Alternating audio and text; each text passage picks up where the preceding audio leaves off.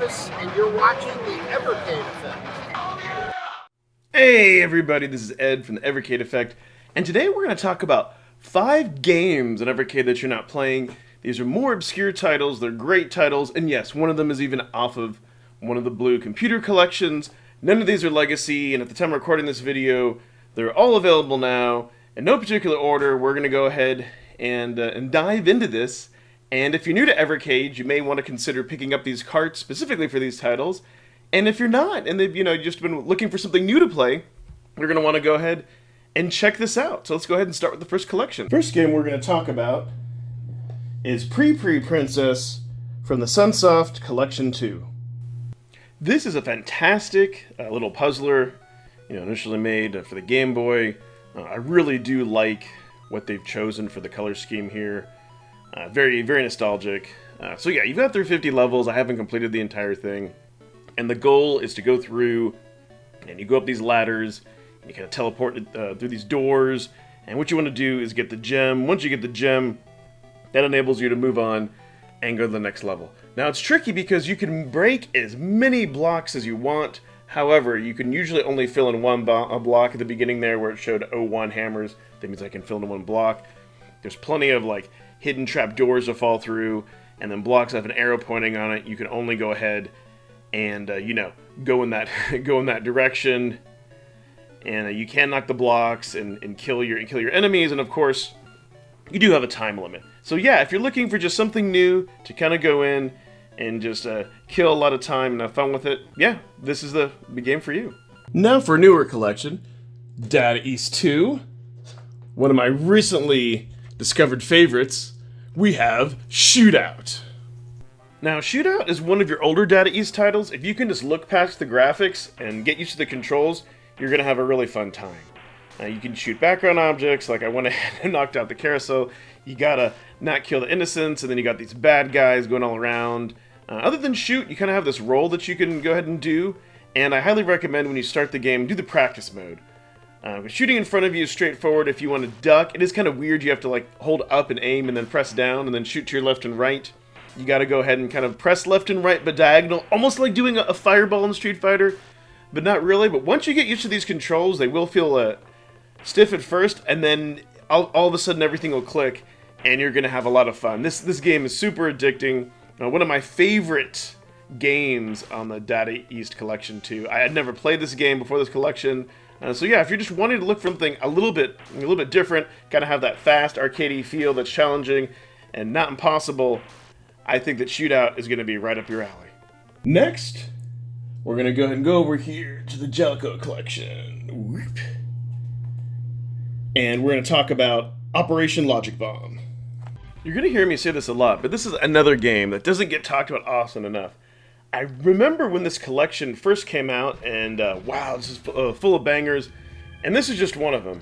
So yeah, the controls aren't going to be like Xenocrisis, although you can hold L1 and are going to shoot in the same direction. But pretty much what you have to do is go through and disable these bombs. You unlock different weapons that'll open up different barriers and whatnot. And if I remember right, I think you only have 1 life, so you have that full life meter and you get some continues. And you really got to use strategy and switch weapons, kind of decide how you want to go through and get rid of your enemies and all that. So yeah, as we're approaching, I think this is the very first thing that I have to go ahead and blow up, and I had to switch into another weapon. And then you kind of go through and see these really cool sequences, and yeah, for 16-bit, oh my god, the graphics in this game are just incredible. But unlike, Xenocrisis, it's not randomly generated. It's going to be the same game through every playthrough. You can see the controls here. You really got to get used to moving around and strafing and using your L and R buttons. Definitely an adjustment. I wish I did play like Xenocrisis, but hey, that doesn't take away from this game by any means.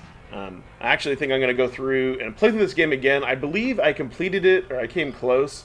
But yeah, if you're really looking for something different that's not quite as challenging of Xenocrisis, but has just a lot of exploration and strategy and fun and good times, I highly recommend this game. And if you don't already have the Genejoke collection, what are you waiting to get it? There's many more excellent games, that'll make it worth your while. Now, I did say we would be picking something from a computer collection, and lo and behold, we have the Home Computers collection, and from here, we are going to pick Bridge Strike. Yes, an Amiga game that's fantastic. Let's go ahead and talk about it. If you remember River Raid on the Atari 26, oh, you're going to love this game. This is like an enhanced port or kind of a remake.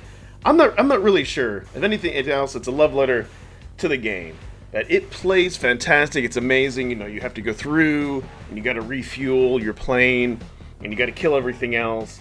Now, the one thing that I did have to cut from the video, and I don't understand why this is still in it, the loading times are horrendous. I think the loading time, maybe 30 seconds or a minute, it feels like 5,000 years. But once you get loaded into the game, it's really a lot of fun. I'm not sure if that's just because of the emulation or why they couldn't cut it, but it really doesn't take away from this. This game itself, I do wish it was kind of more randomly generated, but it still doesn't take away from the awesomeness. So yeah, if you really loved River Raid and you like your shooters, you're really gonna like this one because you got to use tactics, right? You got to go through, you got to move out of the way, you got to dodge a lot of things. It's not as much a bullet hell; it's more like you just got to dodge a lot of like objects and narrow courses while maintaining your fuel. And you can go ahead and you can rescue folks and all that. So yeah, if you like shoot 'em ups, but you're not a huge fan of bullet hells, or you're just looking for something different and you have a little bit of patience for it to go ahead and load, of course you can create a save state at every single time as well to kind of speed that up. I highly recommend this game, especially Home Computer Heroes. In my opinion, is maybe a top tier, one of the best computer collections. And if you get it just from this game, I think you're going to find other games you're gonna enjoy as well. Even if you're not a big fan of shoot 'em ups, I think this one brings a little something different, and it's a worthwhile, and I highly recommend to check it out. Next, we're going to reach from the Mecha Cats 2 collection, which really doesn't get talked about often enough. And the next game on this we're going to talk about is Romulus Tale. A little bit of controversy behind this game. That initially, when it was released, it came with a note saying that the game wasn't finished. I think it was like 90% there.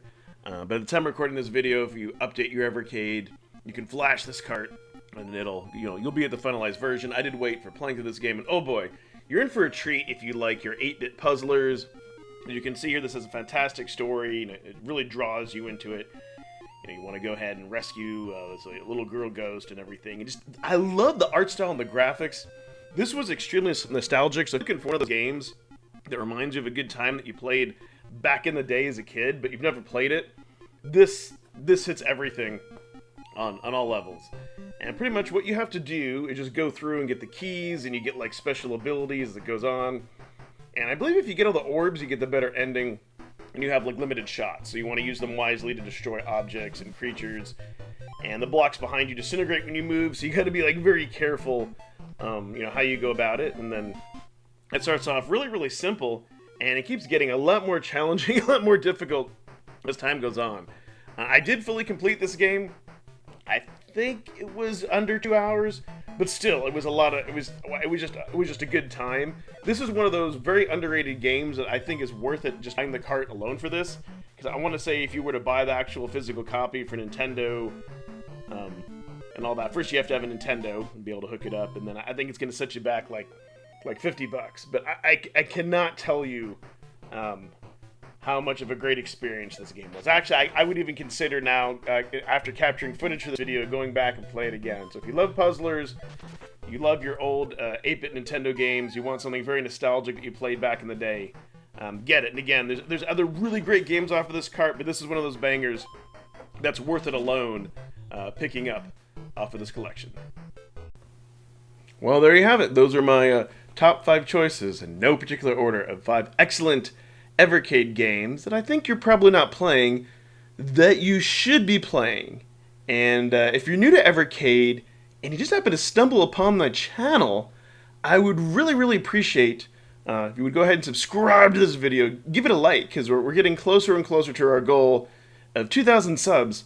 And if you do want to support the channel even further, we have memberships I recently added to all tiers. You can now stream the music created by Genejoke that I play during my lives and in my videos. And that's another reason to consider subscribing. I do go live quite frequently. I play Evercade and all kinds of indie and retro games. But what I want to know in the comments below, tell me your 5 obscure games that you feel like don't get enough love and attention that everybody should be playing. Did I completely miss the mark? Let me know. I always like to get a conversation going. Thank you so much. I am now going to go ahead and thank my channel members. Thanks everyone for watching, and bye-bye.